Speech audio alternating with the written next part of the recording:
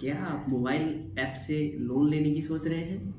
क्या आप भी इंस्टेंट लोन के चक्कर में पड़े हैं और आप या आपका कलीग या कोई फैमिली में मोबाइल से जो इंस्टेंट लोन मिलता है उसको लेने की सोच रहे हैं? अगर ऐसा है तो प्लीज़ इस वीडियो को ध्यान से देखिएगा। नमस्कार दोस्तों, स्वागत है आपका हमारे प्लेटफॉर्म पे। आज हम डिस्कस करने वाले हैं कैसे मोबाइल लोन के जो ऐप होते हैं वो कैसे लोगों को टारगेट करते हैं और उनके साथ फिर फ्रॉड किया जाता है, किस तरह से उनको टॉर्चर किया जाता है, किस हद तक ये जो फ्रॉडर्स हैं इनकी सीमाएं बढ़ जाती हैं, एक लिमिट से एवर भी लोगों को हरास करते हैं और इतना परेशान कर देते हैं लोगों को कि लोग आत्महत्या तक कर लेते हैं। आज की हमारी जो ये वीडियो है ये इंडियन एक्सप्रेस के 3 जून 2022 में जो एडिशन था उस पे आधारित है। उसमें एक रिपोर्ट दी गई थी जिसमें इन घटनाओं का वर्णन था। आप अगर चाहें तो विस्तार उस रिपोर्ट को भी देख सकते हैं। एक व्यक्ति ने 24 अप्रैल को एक कंपनी से लोन लिया 6,000 रुपये का, और वो 2 ऐप से लोन लिया गया था, एक कैश मार्केट और मैजिक लोन। उस व्यक्ति ने 30 अप्रैल को इस लोन को वापस करने का प्लान किया हुआ था, लेकिन 29 अप्रैल से ही जो कंपनी वाले थे, जो लोन ऐप के जो फ्रॉडर्स थे, उनके कॉल आने लगे और उसको टॉर्चर किया जाने लगा कि लोन जमा करो जमा करो। उस व्यक्ति ने जैसे तैसे उनको कन्विंस किया कि मैं 30 अप्रैल को अगले दिन पूरा लोन जमा कर दूंगा। उसके अगले दिन 30 अप्रैल को सुबह क्या होता है, तो उसके दोस्त और मित्र उसको फ़ोन करते हैं और उसको कहते हैं कि भाई क्या है ये, तुम्हारी पत्नी की हमने जो अश्लील नग्न तस्वीरें हैं वो हमें भेजी गई हैं, कैसे ये क्या कर रहे हो तुम, ये बहुत गलत चीज़ें हैं। ऐसे ऐसे उसको कॉल आने लगे और वो कहने लगे उसके जो मित्र और संबंधी थे कि तुम्हारी पत्नी की अश्लील तस्वीरें हमारे फ़ोन में भेजी गई हैं व्हाट्सएप के द्वारा। सवाल आता है कि कहाँ से वो तस्वीरें उन लोन जो ऐप थे उन कंपनी तक कैसे पहुँची। तो इसके लिए आपको ध्यान देना होगा, जब भी कभी आप ऐसे ऐप्स को डाउनलोड करते हैं तो वहाँ पे एक्सेस मांगा जाता है। सबसे पहले एक्सेस कॉन्टैक्ट का मांगा जाता है, उसके बाद में लोकेशन और आपका जो स्टोरेज एक्सेस है उन सबको भी एक्सेस मांगा जाता है, कॉल डिटेल तक का। तो इसके बाद में ये सब डेटा जब उनके पास चला जाता है तो वो इस डेटा का गलत यूज़ करने लगते हैं।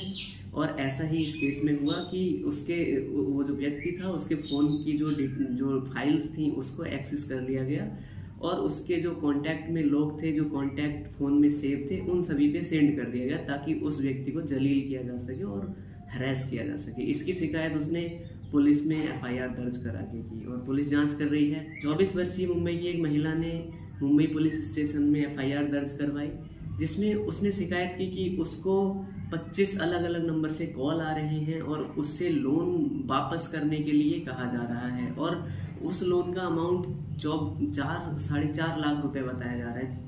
और उस महिला का कहना था कि ऐसा लोन उसने कभी लिया ही नहीं और उसको फिर भी टॉर्चर किया जा रहा है। उस महिला को टॉर्चर करने की हद लोन कंपनी ने तब कर दी, ये जो फ्रॉडर्स उन्होंने तब कर दी जब उस महिला के बारे में उसके कॉन्टैक्ट्स में और उसके जो रिलेटिव्स थे उन लोगों को अश्लील मैसेज भेजे गए उस महिला के बारे में और उस महिला को सेक्स वर्कर बताया गया। इतनी हद तक उसको टॉर्चर किया गया। और ये जो फ्रॉडर्स थे ये सिर्फ व्हाट्सएप पे कॉल कर रहे थे। जब वो एक नंबर पे कॉल वापस किया गया सामान्य कॉल के द्वारा, तो वो केरल की किसी महिला के पास लगा जो कि इस पूरी घटना से अनअवेयर थी। और कहीं ना कहीं बाद में जांच में पता लगा कि वो महिला का फ़ोन हैक करके व्हाट्सएप चालू किया गया था उस महिला के फ़ोन पे, और जो फ्रॉडर्स थे वो उस महिला का नंबर यूज़ कर रहे थे। इससे ही धोखेबाजी से जुड़े जो फ्रॉडर्स के केसेस हैं, फ्रॉड के केसेस हैं, इनसे जुड़े 47 FIR मुंबई पुलिस के पास आज भी दर्ज है। ये तो वो घटनाएं हैं मित्रों जो लोगों के सामने आ जाती हैं। और ये जो फ्रॉडर्स हैं जो लोन ऐप के द्वारा फ्रॉड करते हैं, तो ऐसे कितने केसेस हैं जो रजिस्टर्ड नहीं होते। आपको भी इस चीज़ का पता होगा कि FIR के झंझट में कोई नहीं पढ़ना चाहता, तो बहुत ही रेयर केसेस में, बहुत ही कम केसेस में FIR होती है। तो ये 47 FIR है, तो पता नहीं कितने ऐसे और केसेस होंगे जिनमें लोगों को परेशान किया जा रहा होगा, टॉर्चर किया जा रहा होगा। इसलिए एक वर्ष में तेलंगाना में 8 लोगों ने आत्महत्या कर ली इन्हीं फ्रॉडर्स की वजह से। ये जानते हैं कि लोग ऐसे फ्रॉड में और ऐसे लोन ऐप के झंझट में क्यों फंस जाते हैं।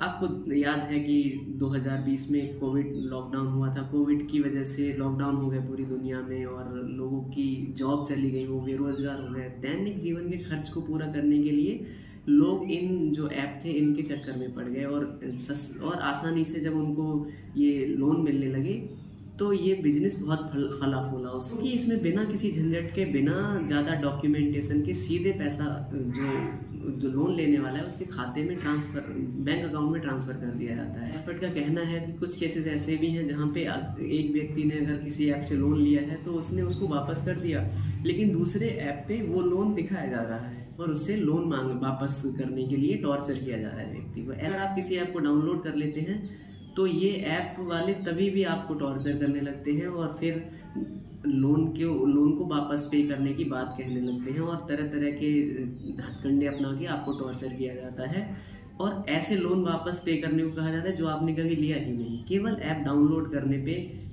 टॉर्चर किया जाता है। केसेस ऐसे भी हैं जहाँ पे जो कांटेक्ट में थे लोग उनको कॉल और मैसेज किए गए कि आप किसी ए व्यक्ति ने लोन लिया है तो आप उसके गारंटर हो और वो व्यक्ति लोन पे नहीं कर रहा है तो आपको पे करना पड़ेगा। इस तरह से जो कांटेक्ट लिस्ट में लोग होते हैं उनको भी टॉर्चर किया जाता है। कुछ केसेस ऐसे भी हैं जहाँ पे इन एजेंट्स ने न्यूड फोटो तक शेयर कर दी कॉन्टैक्ट्स में और किसी व्यक्ति को इतना ज़्यादा प्रताड़ित किया कि उसकी अश्लील फोटो, न्यूड फोटो उसके सभी कॉन्टैक्ट्स में रिश्तेदारों को, दोस्तों को भेज दी गई थी। ऐसा एक केस ज्वेलरी व्यवसायी का है जो 38 वर्षीय थे।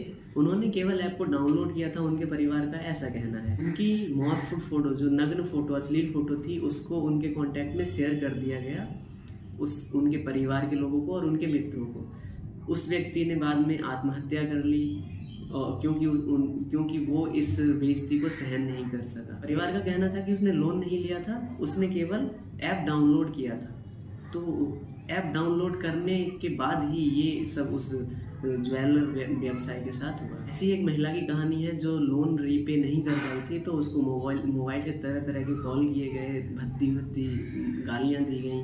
उसके बाद में उसकी जो फोटो थी, उसकी न्यूड वीडियो क्लिप थी, उसको उसकी सिस्टर को शेयर कर दिया गया और उसके साथ में डिफेम करने के लिए उसको टॉर्चर किया जाने लगा। और उसकी वो जो वीडियो थी, उसको क्लिप को जब उसकी सिस्टर को भेजा गया तब पूरे परिवार में वो चीज़ वो वायरल हो गई और उस महिला को बेइज्जती और उस महिला की क्या स्थिति होगी आप समझ सकते हैं। जब ये वीडियो उसकी सिस्टर को भेजी गई तो उसकी सिस्टर और उस महिला ने जाके पुलिस में शिकायत दर्ज करवाई, एफआईआर हुई।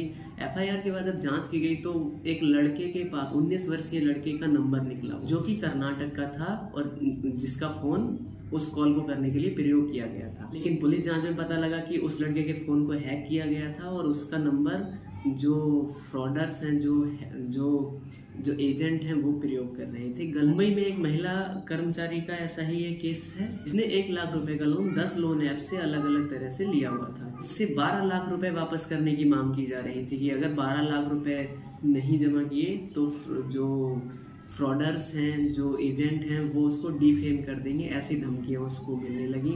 दोस्तों, अब आप समझ गए होंगे कि आप अगर कभी भी ऐसा सोच रहे हैं ऐसे लोन लेना तो प्लीज़ थोड़ा अवेयर हो जाइए और जो ट्रस्टेड सोर्सेज हैं उन्हीं से केवल लोन लें। ऐसे किसी भी ऐप को क्लिक ना करें जैसे आप यूट्यूब पे देखते हैं या फिर जहाँ पे आ जाता है कि आसानी से लोन, ऐसे करके जो ऐप होते हैं तो ये फ्रॉड है टोटल। इससे बचें और अपना और अपने परिवार को अवेयर करें इस बारे में। इसके साथ ही साथ दोस्तों आपको मैं और कहना चाहूँगा एक बात कि आप किसी भी ऐप को डाउनलोड करते हैं तो उसको जो एक्सेस आप दे रहे हैं उस पर ध्यान दें। आप बिना सोचे समझे जब भी कोई ऐप डाउनलोड करते हैं तो उसको यस जब वो एक्सेस मांगता है तो आप उस पर यस अलाउ कर देते हैं। तो ध्यान से देखें कि आप किस ऐप को किस चीज़ के लिए अलाउ कर रहे हैं, कौन सी एक्सेस दे रहे हैं। ज़्यादातर केसेस में जब आपके कॉन्टैक्ट की एक्सेस मांगी जाती है उसके साथ में मोबाइल की फाइल्स को मैनेज करने का एक्सेस मांगा जाता है तो भी कुछ लोग बिना सोचे समझे उसको एक्सेस दे देते हैं और फिर क्या होता है, ये जो आपके फ़ोन का डेटा है ये सब उनके पास चला जाता है, उस कंपनी के पास जिसने ऐप को डेवलप किया है। और वो कंपनी या वो ऐप डेवलपर उस डेटा का गलत यूज़ कर सकता है, आपको टॉर्चर किया जा सकता है, आपको डिफेम किया जा सकता है। तो हमेशा ध्यान रखें इस चीज़ का किसी भी ऐप को एक्सेस देते समय विशेष रूप से ध्यान रखें। और आज की वीडियो में इतना ही। अगर आपको वीडियो इन्फॉर्मेटिव लगा हो तो लाइक करें, शेयर करें और सब्सक्राइब जरूर करें।